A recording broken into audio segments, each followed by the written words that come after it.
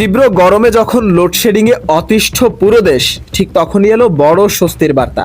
2026 সালের আধুনিক সময়ে দাঁড়িয়ে যেখানে দেশ এগোচ্ছে স্মার্ট বাংলাদেশের স্বপ্ন নিয়ে, সেই সময়ে ভয়াবহ বিদ্যুৎ সংকটে নাকাল সাধারণ মানুষ।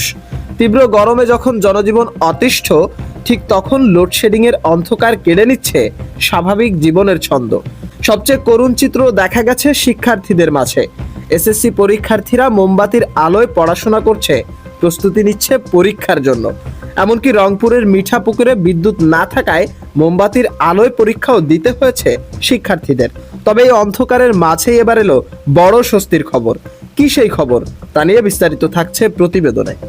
বাংলাদেশ বিদ্যুৎ উন্নয়ন বোর্ডের চেয়ারম্যান প্রকৌশলী মোহাম্মদ রেজাউল করিম জানিয়েছেন, জাতীয় গ্রিডে বড় অঙ্কের বিদ্যুৎ যুক্ত হওয়ার প্রক্রিয়া শুরু হয়ে গেছে। তার ভাষ্য অনুযায়ী ভারতের ঝাড়খণ্ডে অবস্থিত আদানি পাওয়ার প্ল্যান্টের দ্বিতীয় ইউনিটটি দীর্ঘ প্রতীক্ষার পর আবারও সফলভাবে যুক্ত হয়েছে বাংলাদেশের জাতীয় গ্রিডে। প্রাথমিক তথ্য বলছে, এই কেন্দ্র থেকে ইতোমধ্যে প্রায় 925 মেগাওয়াট বিদ্যুৎ সরবরাহ শুরু হয়েছে। অর্থাৎ দীর্ঘদিনের চাপে থাকা জাতীয় বিদ্যুৎ ব্যবস্থায় ফিরছে নতুন প্রাণ। কিন্তু সুখবর এখানেই শেষ নয়। বিপিডিবি সূত্র জানিয়েছে, 28 এপ্রিল থেকে দেশের আরও দুটি বড় বিদ্যুৎ কেন্দ্র থেকেও অতিরিক্ত বিদ্যুৎ যুক্ত হওয়ার কথা রয়েছে। এসএস পাওয়ার এবং আরএনপিএল এই দুই কেন্দ্র থেকে প্রায় 600 মেগাওয়াট করে মোট 1200 মেগাওয়াট বিদ্যুৎ গ্রিডে যুক্ত হওয়ার সম্ভাবনা তৈরি হয়েছে। সব মিলিয়ে আদানি, এসএস পাওয়ার এবং আরএনপিএল থেকে একসাথে যোগ হতে পারে 2000 মেগাওয়াটেরও বেশি বিদ্যুৎ, যা বর্তমান সংকট নিরসনে বড় ধরনের পরিবর্তন আনতে পারে। হিসাব বলছে, গত শনিবার দেশে প্রায় 16,900 মেগাওয়াট বিদ্যুতের চাহিদা ছিল, কিন্তু উৎপাদন হয়েছিল মাত্র 14,712 মেগাওয়াট। অর্থাৎ ঘাটতি ছিল 2000 মেগাওয়াটেরও বেশি।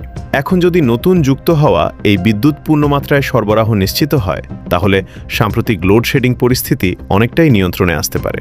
বিশেষজ্ঞদের মতে, এটি শুধু তাৎক্ষণিক স্বস্তিই দেবে না, বরং গ্রীষ্মের বাকি সময়েও গ্রিড স্থিতিশীল রাখতে গুরুত্বপূর্ণ ভূমিকা রাখতে পারে। তবে বড় প্রশ্ন হলো, এই উৎপাদন কতটা ধারাবাহিকভাবে বজায় রাখা যাবে।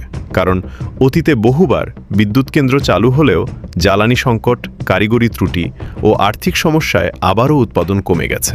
তারপরও আপাতত স্বস্তির বার্তা একটাই, দীর্ঘ অন্ধকারের পর লোডশেডিং সংকটে আশার আলো দেখতে শুরু করেছে দেশ।